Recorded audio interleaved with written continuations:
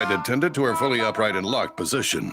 Oh, wait a minute. Ladies and gentlemen, please take your seat and buckle up. Seat backs and tray tables in their full upright position. It's another episode of Skip Happens. A view from 30,000 feet.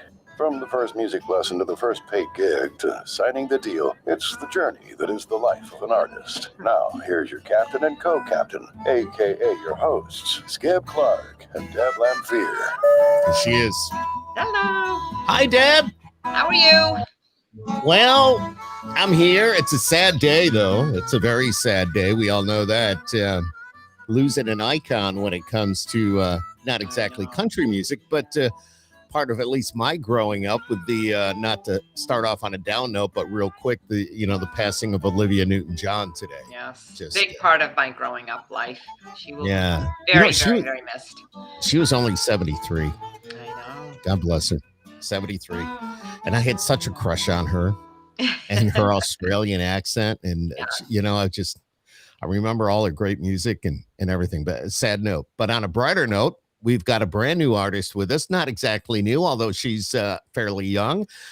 She knows this area really well. And she's actually now a resident of Nashville, Tennessee. You may have seen her out and about. I know we're going to talk about this a little bit later on, but she's coming back to the Great New York State Fair. She's going to be at a place called Shamrocks. We'll talk about that with her uncle TJ.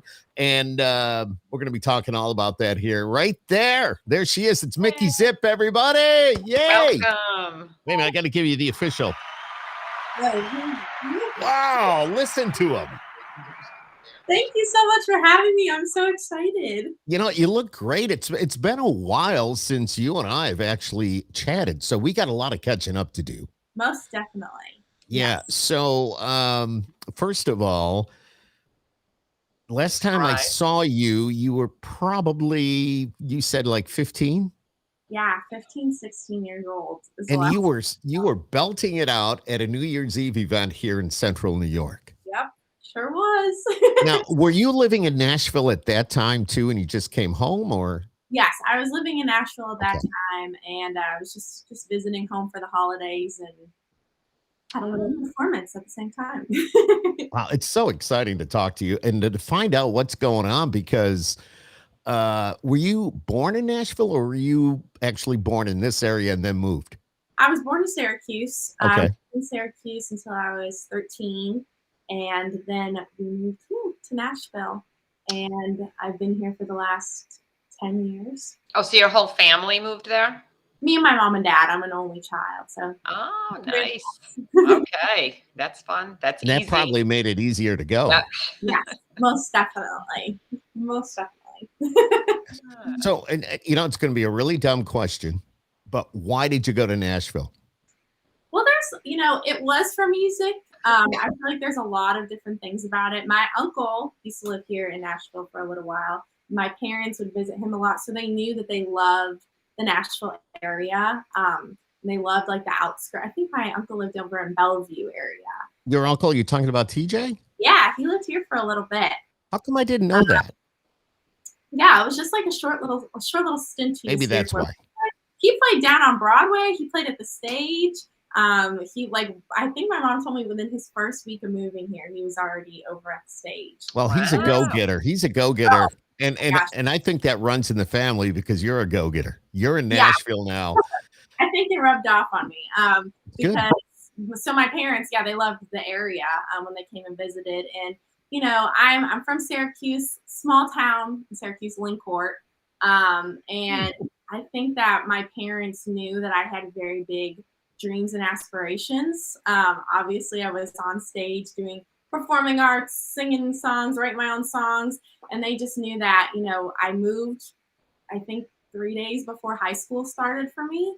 So they were like, it's kind of like a now or never thing. It's like she's either going to come on her own later, I think it was, or we go with her now. It's kind of what it was. Actually, sorry. Go ahead.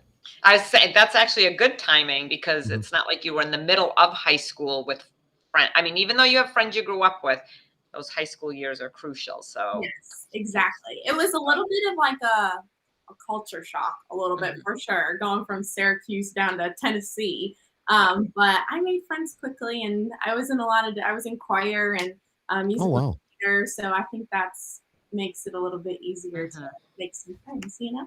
Have you been able to catch up with a lot of Syracuse people have moved to Nashville? I mean, there's a ton of people that I know, not only you, but that have moved. Do you guys get together at all, or kind of, just kind of hang and maybe talk about being here, but you're there? Yeah, I don't know too many people from Syracuse here, but I do. I just recently met this good friend of mine now. His name is Chris Suppa, and he's from Syracuse. He actually ended up knowing Uncle TJ. He's a Belmont grad, music business major. So I met him through my band. My guitar player introduced me to him. And we realized we were both from Syracuse. And we were like, oh my gosh, really? And it was so, like, he lives out in Cicero. And, like, it was just so funny to know. Wow. Because I have never met anybody else from Syracuse. That's crazy that you say that. Oh my gosh. So my son is out there from Syracuse, and there's probably 20 friends that all ended up moving between college, between Syracuse and my neighbor around the corner. Her daughter moved there. Like, there's just a whole network of Syracuse people there. So someday they'll have to coordinate some sort of Syracuse. Yeah. What a great idea. That would be get everyone together. So that would be very cool. Yeah. Very cool. So you hit Nashville, you went to high school there. You've since graduated, and are you playing out and about? Are you going to college, or what's going on? Or you must be done with college. So yeah, so I graduated high school in 2017, and then I ended up going to college out in LA. Actually, LA and New York City. I went out there for performing arts, so it was a little bit of musical theater, a little bit of songwriting, a little bit of TV and film stuff. It was a good combo of everything. It was at a performing arts conservatory. So I went out to LA and studied there and fast-tracked my BFA. So I finished in about 3.5 years, and then I graduated from there during 2020. We all know what was happening then. Oh, yeah, that was quite the time. My last semester was online, and I was like, I'm just going to go home and do my semester.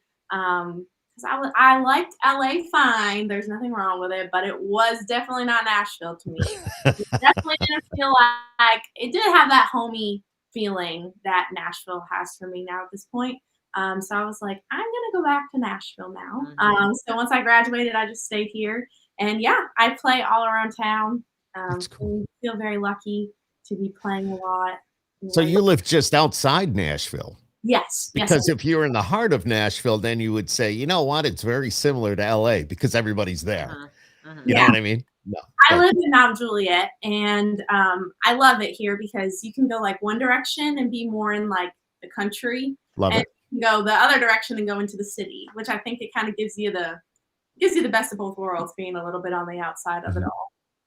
And how far is that from the downtown area? Like 20, 30 minutes. Oh. That's a breeze. Depends on the traffic, I'm sure. I was going to say that's probably on a good day, Deb. Yeah. Like maybe a Sunday morning at about 9 o'clock when there's nobody on the road. Yeah. It's not like when there's traffic, it's like 30, 40. Yeah. Well, Deb and I both know what the traffic. She especially, but we know what the traffic is like there, and it's gotten crazy over the last 5, 6, 7 years. Yeah. It's just. It's nuts. It's nuts. I think from living in LA, though, it doesn't like phase me as much because the traffic in LA is something that is the most brutal thing I've ever experienced in my life. Like the 8 lanes across, and they're all like the 405. The 405 has how many lanes go in each direction? It's crazy. And they're all full of cars, and everyone drives like a maniac out there. But so the traffic here is a lot calmer than the traffic out there to me, but it's still not great. What did you get your degree in? Performing arts. Very nice. Very nice. Performing arts, yeah. Now we talk about performing arts, maybe being on stage in a play, but then again, you're also a writer and a singer. I mean, is there one thing? Do you like something a little more than others? No, it just depends on the day for me. Some days I wake up and I want to sing like a musical theater tune, right? And then some days I wake up and I want to sing a country song, or it's like within the span of 2 hours, I go from like singing a musical theater song. Where Olivia Newton-John, you're like, she was a part of my childhood. I grew up on Grease. I could tell you every single word to that movie, and I was in that. I was when I was 17, and so I am like, my mom texted me and told me earlier, I am like literally heartbroken. I'm so sad. Yeah. You and everybody. I mean, it's Deb was telling me before you went out with the lights and the cameras, and she said she heard me mention it today on the air, and it's just like all of a sudden your heart just breaks because you think back and just the memories and all that. And you know what? You could be doing something like that too. Being in performing arts, there's going to be things that people remember about you. I mean, whether it's on stage or singing and just all that and what you're doing and how you affect people's lives. And Olivia was a great example of that. So yeah, well, that's one thing about music that I just love, like the heart of music, of just like, you know, you can just touch so many people with what you're writing about and what you're experiencing. And sometimes when I get in a writer's block or something, I just think about, you know, what am I going through right now that people can relate to? Like, how can I make somebody like feel something? And I went to Rock the South this past weekend in Alabama, and I saw Hardy perform, and he talked about this whole thing. He's like, I can write a song that makes you feel this, that makes you feel this, that makes you feel this. You can turn on the radio and you can feel all different range of emotions. And I think that's an amazing thing of music, you know? yeah, I totally agree. We went to the Morgan Wallen, Hardy, and Lainey Wilson concert. Yes. And when Hardy came out, I became even more of a fan of Hardy after seeing him on stage. And then he sang God's Country, which a lot of people may not realize this, but he wrote that song. So yeah, I look up to him songwriter wise so much. I mean, he writes for so many different people that people don't even know about, you know, like God's Country, but there's some other ones too. But yeah, him and Morgan Wallen together is a killer duo, a killer opening act headliner. I mean, it's ridiculously good. Yeah, and they threw Lainey Wilson into the mix as well. And incredible. I love her. Her style is, I like that. I look up to her with that. She knows her brand, she knows her style, and she rocks it. Mark my word. This is all right. This is a Skip Clark prediction. Lainey Wilson could be your next reigning female artist of the year. I can see it. I can see it for sure. All right. Yeah, she's all over the board right now. She's just everywhere.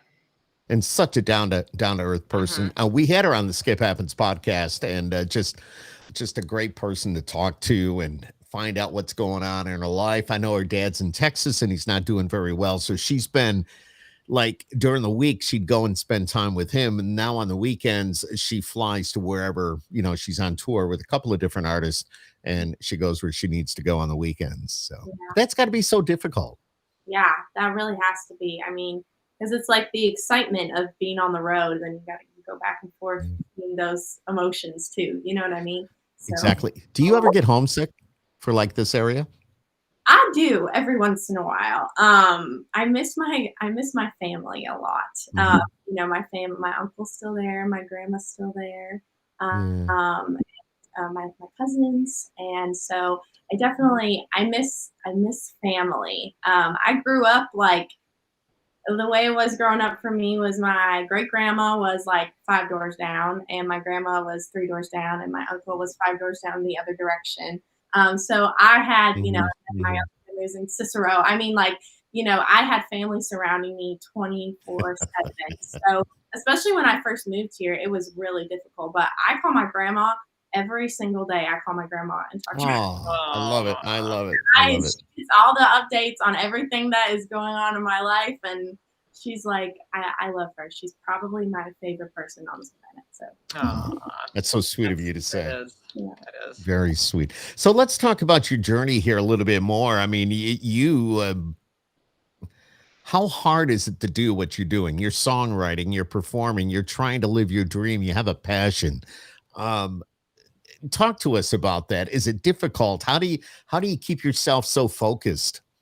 Yeah, I don't think people realize when you're doing the independent artist thing, which is, you know, what I am. I'm not signed to a label. We're crossing our fingers, hopefully soon, you know, but I'm not signed to a label. I'm not connected to anything right now. I'm an independent artist, grinding it out on my own here. So I some days are harder than others to wake up and be like, I'm going to do this. But there's been a motto that a teacher told me in college that has kind of stuck with me.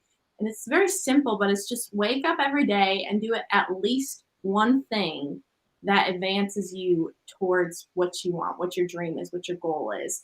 And that has helped me so much on days that I really don't want to do anything, to just get up and say one thing, just one thing. And nowadays that might be like make a TikTok to put myself out there. You know what I mean? Or write a song or something. And most days it's a lot more than one thing. But on those days when it's a little bit more difficult to be like, okay, I'm going to do this, and to get the motivation behind you. Right. It's just one thing. Just do one thing. And some days when I do the one thing, it turns into a million other things. So that's a good thing, though. Yeah, it helps to kickstart a day a little bit, especially. But other than that, I like to surround myself with good people. I think that, to go back to family, they're just important to me. My parents and my grandparents are my number one supporters. If I didn't have them, I don't know what I would do, because they have supported me since day one, since the day I picked up a microphone and said, hey, I think this is what I want to do. They said, okay, well, you can do it. They never doubted me for a second. So I think that helps me a lot too, personally. Have you ever had any regrets? I hate having regrets, because I don't think you can you can't change it.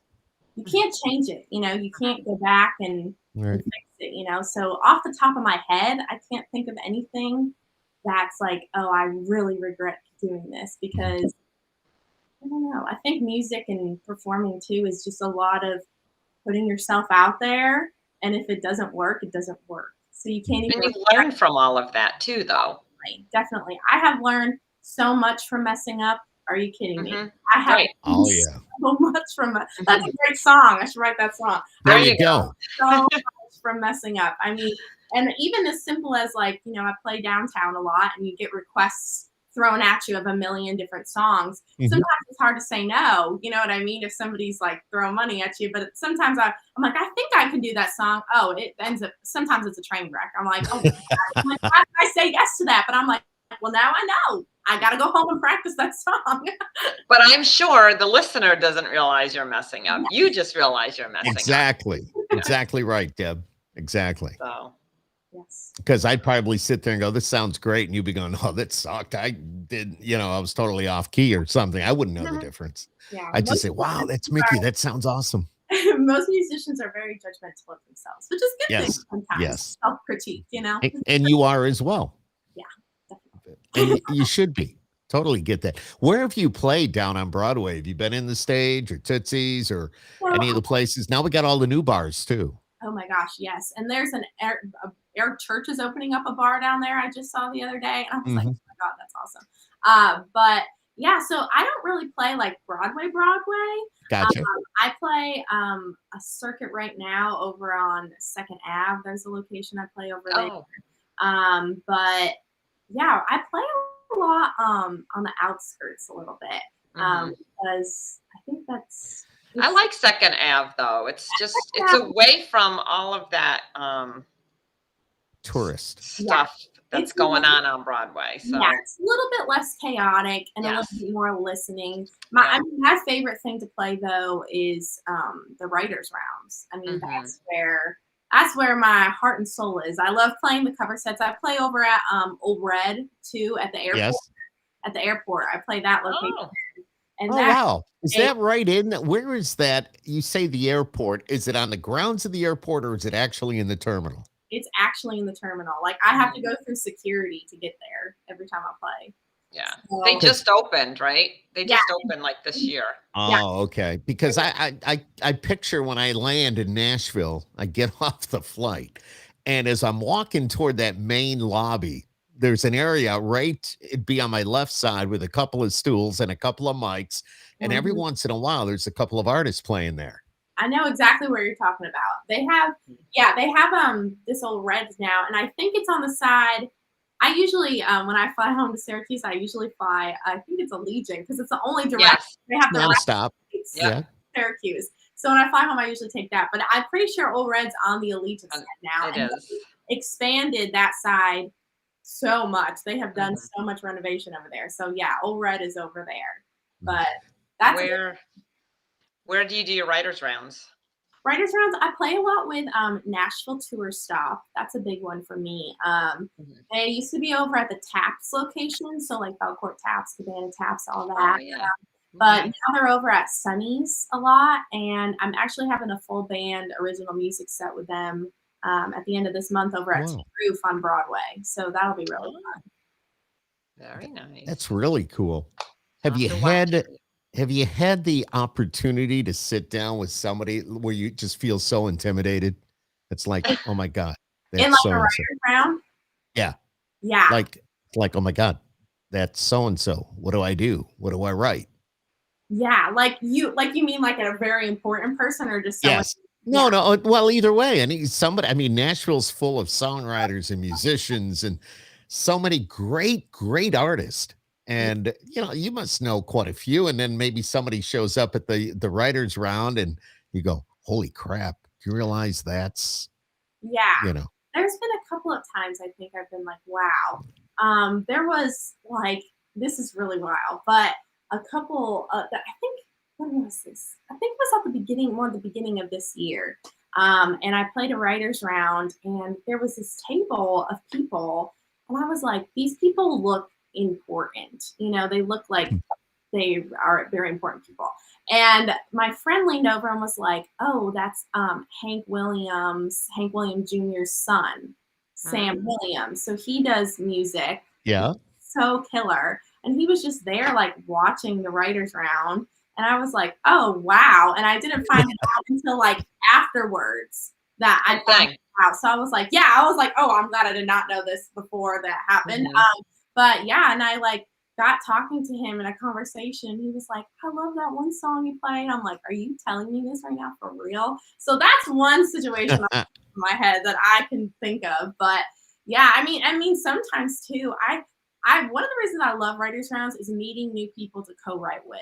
So I love when I sit down in a writer's round and everybody on the stage is like even better than I am. Like, you know what I mean? Like I want to write with people who are just like, the same style a little bit too, or even a little bit different. Even sometimes I play with people who are so far out of like my element of what I write, and I'd be like, hey, we should write together. And we do. And sometimes it turns out into such a cool song because we're, completely different. How do you, as an independent artist, pitch your music to somebody? Let's say you got something you think is really, really good and you want to get it on the radio. You think it's worth radio play. How would you go about doing that as an independent? Yeah, I mean, back in the day, it was like bringing in like a CD, right? And being like, a what? Yeah. A what? Like, can you play my song, please? But nowadays, I've just been like, some people that I know they're very scared to even like email to ask. And my thing is you never know unless you ask, I just put out a single just 3 weeks ago, almost a month now. And the first day it came out, all I did all day long was sit at my computer and send out email after email after email from a list that I just created of like, this is my independent artist. I want to be on the radio list. And I'm just going to send it to everybody and their mother with what I know needs to be in there, the MP3, the whole thing. I was professional about it. But, just to be like, you don't know. You don't know unless you ask. And it worked a little bit, actually. So. Well, that's cool. That's cool. What about like TikTok? Because so many artists, especially artists your age, are getting noticed on TikTok. Yes, they sure are. TikTok and me have like a love and hate relationship. So some videos I post are like, they get all these views and I get so excited. And then the next day you post a video at the wrong time and forget about it. I mean, it gets like 20 views. And I'm like, what is this? So I'm figuring out the algorithm of TikTok.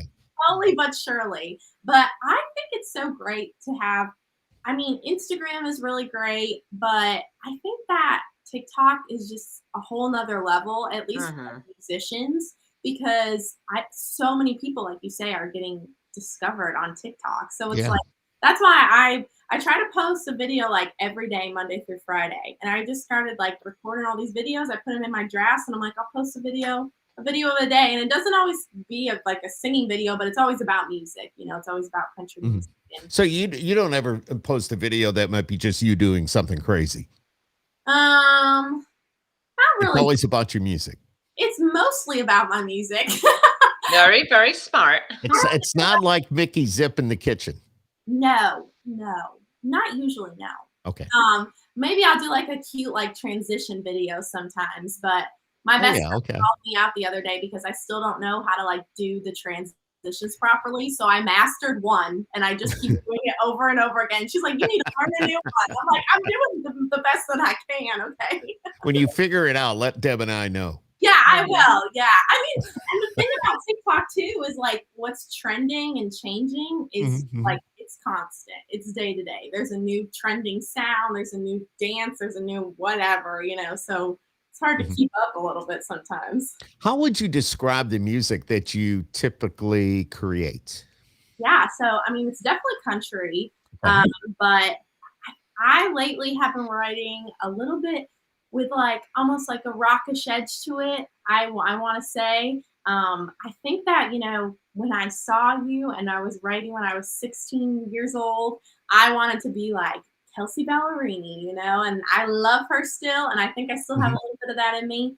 But I think that I don't like to put myself in a box, but what I'm writing right now is country with a little bit of an edge to it, I would say. Good. And that's how it's coming across. So, how do you feel about a lot of the older country, like maybe the 90s, early 2000s? The reason I'm asking, Mikki, is a lot of that seems to be coming back. We test a lot of music, and a lot of the younger demo, for example, the low to mid 20s, they're digging the Alan Jackson, for example, Chattahoochee and Drive. Maybe, of course, Garth is right in there. You've got Brooks and Dunn. Some of that is coming back. Yeah. What do you think about all that? I was gonna say too, I think in my music there's a little bit of an influence of that because that's mostly what I was like raised on. I mean, that's my mom's like thing, 90s country. I mean, we love 90s country. I've been to Garth Brooks twice now in my life, and I will go again and again and again. I love it. But I think that it's so great that things are kind of making a comeback. I love like the poppy country. Like I said, Kelsey Ballerini, she's one of my favorite writers. But I think it's cool that we're kind of getting back to a little bit more country roots a little bit, I want to say. Like, I think that, quite honestly, I think Morgan Wallen has like a lot to do with that as well. I think his music is very like, my mama said it, and I think that's why she loves him so much, is because she said he reminds me a lot of 90s country. And what he's writing is very 90s country. And I have to agree. So, I was reading somewhere, and Deb, if you want to say something, just talk. Oh, I know. I'll just, But Ernest is like one of the most sought after songwriters on Music Row right now. I love him. And there's so many people that want to get together and write with him. I'm one of them. Ernest, if you're out there, I'm one of them. I love him. I think he is just, his new album that came out, the Flower Shops album, is one of my top favorite albums of this year. I mean, it is incredible. And he just announced a tour today, and I'm like very tempted to travel to Alabama to go see him. You do realize he's coming to Syracuse. Yes, he's going to be at the fair. Yes, at the New York State Fair. And talking about that, you are as well. Yes, I am. Are you going to be home for like the whole week of the fair? So that's the stinky thing, is that Ernest announced that, and I'm leaving 2 days before he's performing. So, I think he's on the 4th. I think he's on September 4th. I'm leaving the 2nd. Very excited. I'll be there for Riley Green. Well, change it. Riley Green is one of my favorites. So yes, I'm excited to see him. But yeah, I'm performing at the fair at Shamrocks the 27th and the 1st. That's very cool. So anybody watching this podcast, Skip happens, and of course, we're in the Northeast, Central New York, Syracuse. Mikki was born partially raised here, and she's going to be back here for the fair. So make sure you go to Shamrocks and make sure you check her out again. What's the date on that? August 27th and September 1st, both 3 to 5:30. And you'll be there with your uncle. Yes, I will. And if you're watching this from the area, you all know TJ Sacco, who is Mikki's uncle. How cool is that? I know. That's awesome. I mean, I just think that, I just look up to him so much in music, and I think that's part of what gave me a big jump start to be like, country music. I think this is my thing. Will you get to perform with him, even though he's performing after you? Maybe we'll do some songs. I have the feeling that will happen. Yeah, you never know what can happen, Yeah. Just wondering. And Deb and I will be sitting at the bar having a cold one while you do it. There we go. There we go. That's the only way to enjoy Shamrocks at the fair, right? Yeah, exactly. True. Exactly. Do you have a favorite song that you like to perform? Is it one of your own or is it a cover? Well, I think from my own right now, it's definitely Poor Mama that just came out, just because that song's so much fun. But then cover-wise, I think, it changes, you know what I mean? Every time I perform. It's okay. I can never imagine having one cover song that you would just love. There's just so many good songs. One of my favorite ones is a Johnny Cash song, actually, because I like the reaction that people have to a girl singing it. It's Cocaine Blues.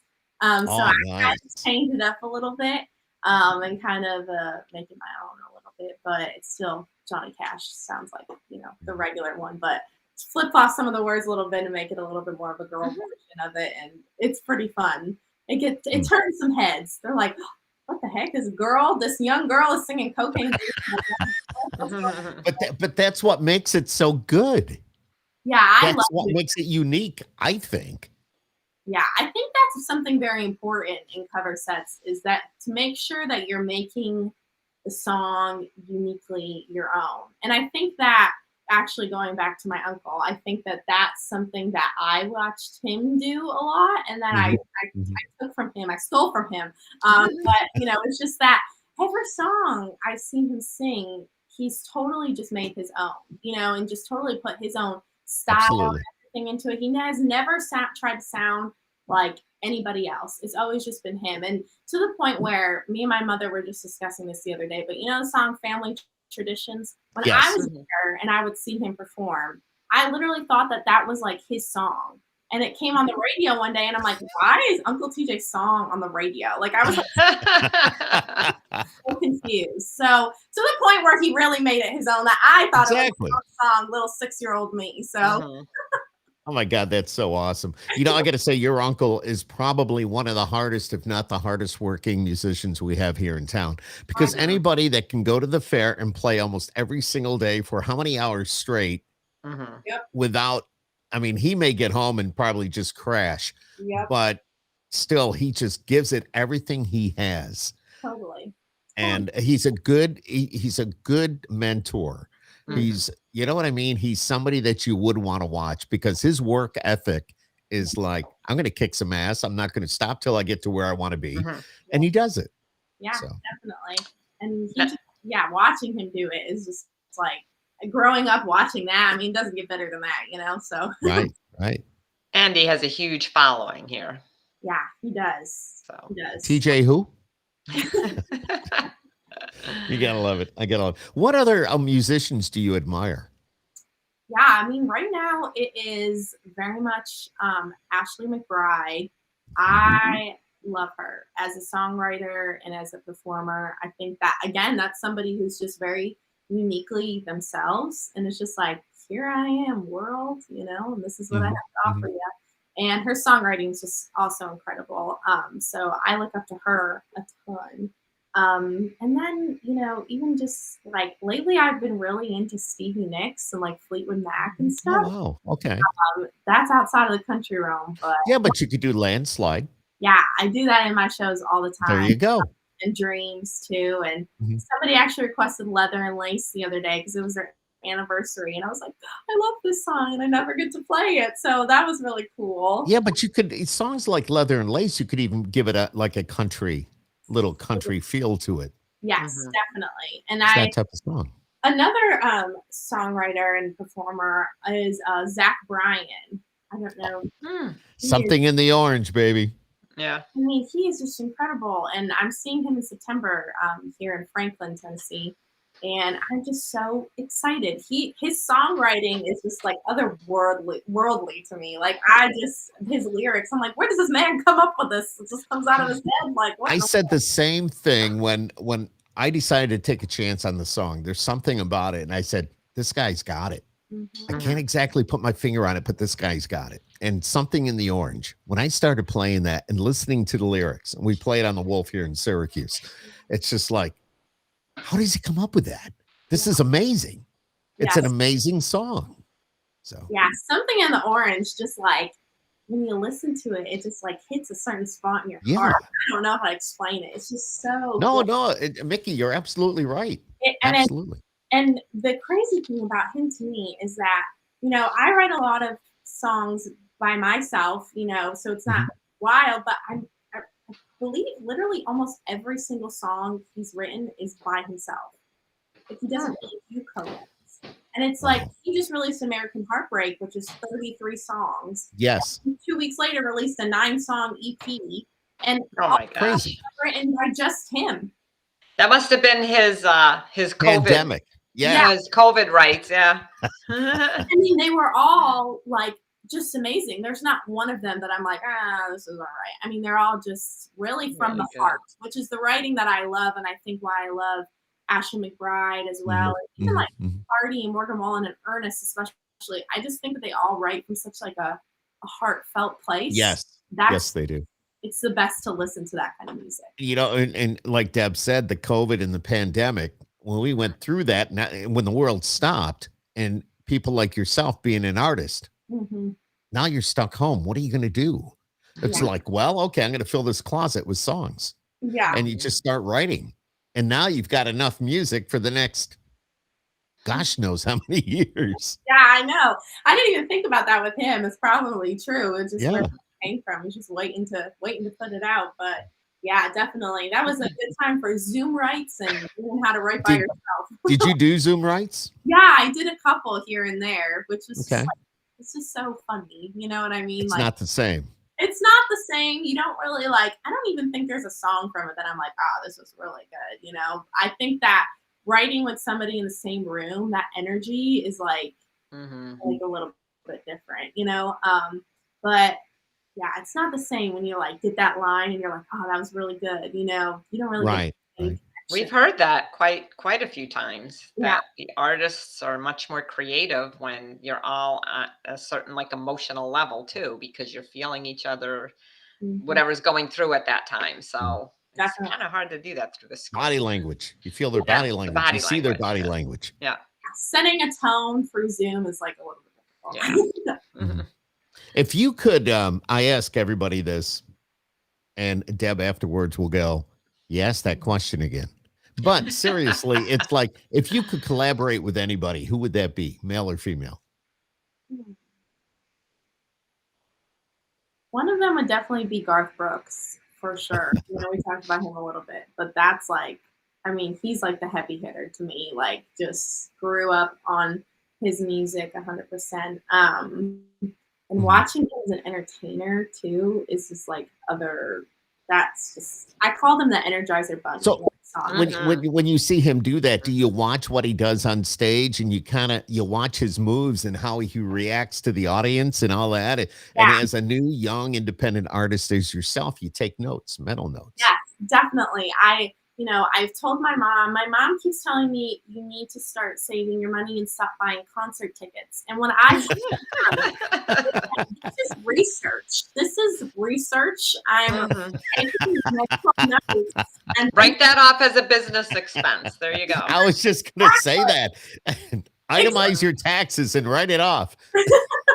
But it is true to a point, and even going to Rock the South this past weekend, they had Jamie Johnson there, and Alabama too as well. And Jamie Johnson, I was all the way in the back of the general admission crowd, and we were just all hanging out at the food stands. And I just looked and I thought to myself, I just am itching to know what this feels like. There's literally like 70,000 people here, and they're all focused in onto him, and he just has command of all these people while he's singing in color. I thought this. Yeah. I was like, it's just like electric. Like, how must he feel? Like, it's such an exciting feeling, you know? Have you just kind of wandered into the mother church like the Ryman and just stood there?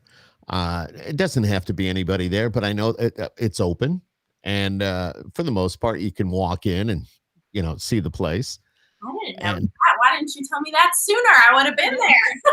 Well, I know it has been, and I don't know if it's open all the time, but I know there's a lot of artists that'll wander in there and they just want to stand on that stage just for a moment, just to go, wow. Yeah. Do you know who has stood here, who has played here? Yeah. When I've seen shows at the Opry House, and I think that every time when I look down at that circle that they took out and put there, and it's just like, I want to like leap onto the stage and stand there myself. But I actually did in high school. My choir went and sang at the Ryman. Perks of being a Nashville high school. So we went and sang at the Ryman. That's cool, though.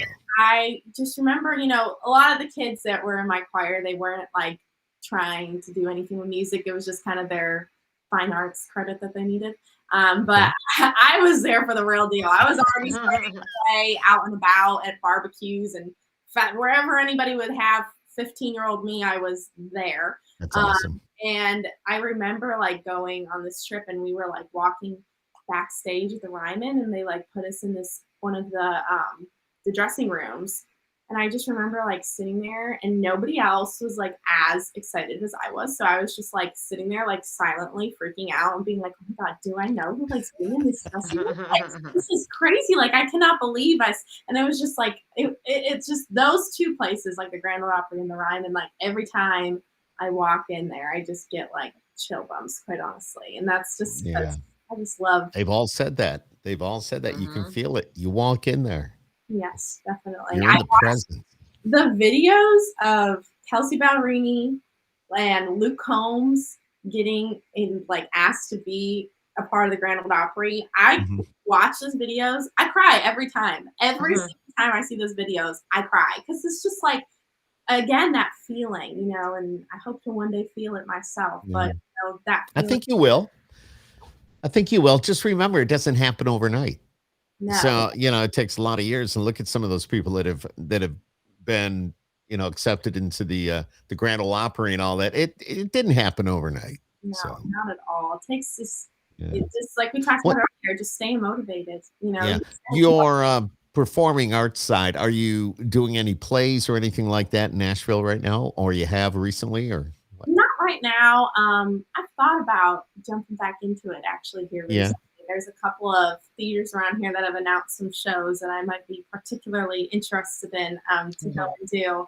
But I just haven't. I very much, thankfully, I'm so thankful for. I have been very busy playing my music, and I just haven't had an opportunity to jump back into it. But I do miss that side of things. Yeah, but that would kind of keep you kind of well-rounded, I think, being able to do that, getting used to an audience, which I'm sure you're used to anyways, but still, I think I say that in a way, even when I get up to introduce acts, that I'm still nervous that first couple of minutes. Yeah.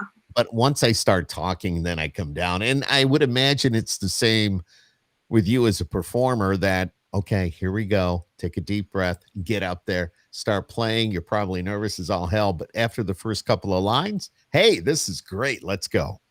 Definitely. I totally, my mom always says that. Like, I never get stage fright, really. Sometimes I get like. Uh-oh. Uh-oh. Uh-oh. Sometimes she does that and she disappears. She's gone. I bet you she lost charge. She'll be right back. Probably, but it's interesting talking to her just because she is a local girl and we're in Syracuse. And it's good to know that one of the many that have actually moved to Nashville. And of course, she did it with the family while she was really young. So I can it had to be kind of an easier transition, I think, when you move like that. You mentioned it earlier, just before high school, instead of uprooting everything and doing all that. And that's usually such a crucial time. So it is able to be involved in outside activities like in the choir and in plays at school, which definitely helps new friendships a lot easier. So we're going to do a bet here. Do you think it's because she lost power because she didn't plug in her phone? That's what Or do you think it was an internet issue? We'll find out here in just a moment or two, because I can just imagine right now, Deb, she's probably running around the house looking for a charger. For a cord. Yeah, that's what I'm thinking. But the chargers, these computers lose charge quickly. So yeah, but you got to plug them in. I know. Well, mine stays plugged in. So yeah, mine too. I've had enough technical difficulties. I don't need any more. I love this. And I know her mom, Lori, was watching. And I'm sure she just, there she is. Yeah.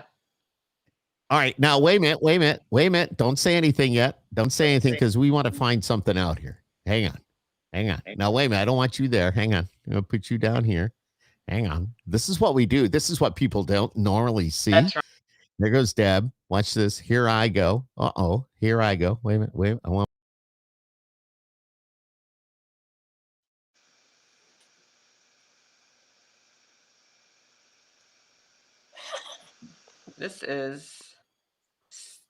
He's trying to get us situated. Okay. There we go. Right. So wait a minute. Okay. We want to know. Just tell us what happened. Okay. So a couple months ago, my camera broke on my MacBook out of nowhere. And I have this camera that plugs in. So I was just using that. And then the camera just said, I'm done. Oh, we both lost. We were taking a bet. We had a bet going that you forgot to plug your camera or your computer in. I had your phone or computer. I've learned that the hard way, not plugging in my computer. So so we were taking a bet. This is why we call it Skip Happens. Yeah. See, Skip happens. It happens. And it does happen. I have to say, Skip happens in every podcast. So, at least and we usually do have a skip happen in every podcast. But it's a good skip happens. Yeah, definitely. It makes it exciting. You never know. You never know. Mikki, if somebody I see you. Yeah. Mikki, if somebody wants to get a hold of your music or maybe check into what's Mikki Zip all about, is there a place that they can go and do that? Do you have a website or what's up? Yeah, I have a website. It's just mikkizip.com.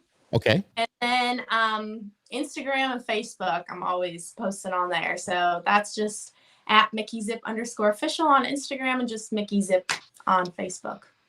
And we can get your music there, right? Yeah, and then my music is streaming wherever you listen to music. So Spotify, Apple Music, all that good stuff, Amazon Music, whatever you use, I'm on it. So I love it. If you weren't doing music, what do you think you would be doing? Interesting. I think that I would want to be a princess at Disney World. Great answer. My family loves Disney, and I actually who doesn't? I worked there for 3 months last year. I know, crazy. Whoa! Wait a minute. Whoa! You worked at Disney, and you went to school in LA, and now you're back in Nashville. Well, I know there were different times, but still. Yeah. So what did you do at Disney? I was just in attractions. I decided to do the Disney College program, which is just an internship program. And I applied for it on a whim and said, if I get it, I'll do it, because it's always been a dream of mine to work at Disney World. My family is we're Disney junkies. We just love Disney and we love the parks and we go there all the time. I'm I don't care what I'm doing. I just want to work there for just a couple of months. And I got accepted and I was okay, I want to go work at Disney World. So, but what did you do? I was just in attractions. So I worked in the Epcot park. So you just walk around with little Mickey Mouse ears with your name on it that everybody wears? And so I was over at Journey into Imagination with Figment, which is one of the rides. Yes. Yeah. And I was just an operator there. So I was at all the different positions in the ride and just worked at Disney. Hit the button, go, stop, go, stop. It was not as exhilarating as I thought that it would be. And I do say the comment now, the only way you'll get me to work at Disney again is if I am a princess, because I think that would be a lot of fun. But Yeah. So if I wasn't doing music, maybe I would be working at I Disney like that. World. See, it's all part of performing arts, though. That's right. It's what That's right. Disney's all about. Definitely. Yeah. And you could be in that castle, the big castle, and isn't there usually a princess walking around there? Yeah. If I remember, it's been a while. I mean, I'm just saying, it's been a while, but yeah, there's cool. always is. They have a couple of shows with the princesses at that castle, and then they have the parade with the princesses. Yeah, I doing their think way. the parade would be so much fun to do as a princess. Mm-hmm. It's just a lot of magical moments you would create. Do you know who goes to Disney almost every week? Well, Who? maybe not every week, but pretty close. Jimmy Allen. Oh, really? That's Yes. so fun. Yes. Yes. If you go back and look at the podcast we did with Jimmy Allen, wait, Yeah. it's back. He talks about going to Disney. He's there like every chance he gets. Mm-hmm. That's so awesome. I love that fun. I love him. I think he's so great. And he's going to be at the fair. Oh yeah, I saw that. I First saw day. him at CMA Fest. Mm-hmm. And he came on before Hardy, I believe. And so we were right up front for him because we really wanted to be up close for Hardy. And I had heard Jimmy Allen, but I didn't really know him super well at that point. But after that, I was a fan. I mean, he puts on a performance. He's a great guy. Great. Yeah. And everything. Definitely. Incredible. Absolutely incredible. He's part of the opening day act at Chevy Court. So that's kind of awesome. cool. We hope to have him with the radio station, and hopefully I can corral him and do a bit of an interview. Deb and I can sit down with him and do a little chit chat. So yeah, totally. Yeah, Mikki I'm Zip. really excited for Riley Green at the fair. He's one of my favorites right now. Good. So. Well, we're going to have to, when you get into town, I want you to let us know because we will be at the fair. I'm going to be there every day with all the country acts that are coming in, but I'm definitely making a point to get you on. We'll talk and we'll stop by the Shamrock while you're playing and we'll just, we'll make it work, girl. We'll make it work. Awesome. Yeah, I'll let you know when I'm in town. It'll be soon here. Absolutely. Mikki Zip, everybody. It's been a pleasure chatting with you, finding out what's going on. We love talking to the new independent artist. You're there. It's your passion. It's your dream. I love you guys because this is what you want to do in life. And don't let it get you down. Just keep pushing ahead and don't look back. Yeah, well, thank you so much. And thank you for the support, the kind words. And I just so appreciate being here today and getting to talk to you. It's been so long. So I know. It's been since you were 15. You say you're like 23 now. So but I couldn't believe it's been that long. A little bit. So because we did the New Year's Eve bash at a hotel and TJ was playing, I believe. Yes. And you were doing the cocktail hour. Yep, exactly. Yeah. That was a lot of fun. Mikki Zip, again, thanks for joining us. When your new music comes out, you got to let Deb know, and she'll tell you why right now. So we, the official country music fan club, we will follow you and promote your music and promote your shows or whatever it is you've got going on. We'll push it out to our fans and encourage them to support your music. You have merchandise, by the way? We forgot to ask that question. Yeah, I have. Awesome. So we'll push them all in your direction. So we're on Facebook, we're on Instagram, and we'd love to support you and get you some new fans. Awesome. That'd be great. Thank you so much. And I'm just the radio guy. But she does have the country music fan club, which is cool. And she's got a business in Nashville. We'll tell you about that here in a moment or two. But, just make sure your viewers and your listeners, they can like Skip Happens on YouTube and the Skip Happens podcast page, never to miss an episode, because not only do we have the artists like yourself, new and up and coming, we have the well-established stars as well. You'll see artists down there. We had Russell Dickerson. We've had Pam Tillis. We've had Martina McBride. We've had Jimmy Allen. We just had Scotty McCreery. I mean, I can go on and on. These guys are just a great artists, great people to chat with. And like you say, we make it a conversation. So it's not just about you and your music. It's about you as a human being. And what a great person. So it's pretty cool. Mikki Zip, thanks for joining us here tonight on Skip Happens. Thank you so much. Thank you. Yeah, hang on Good night, now. We're going to everyone. sign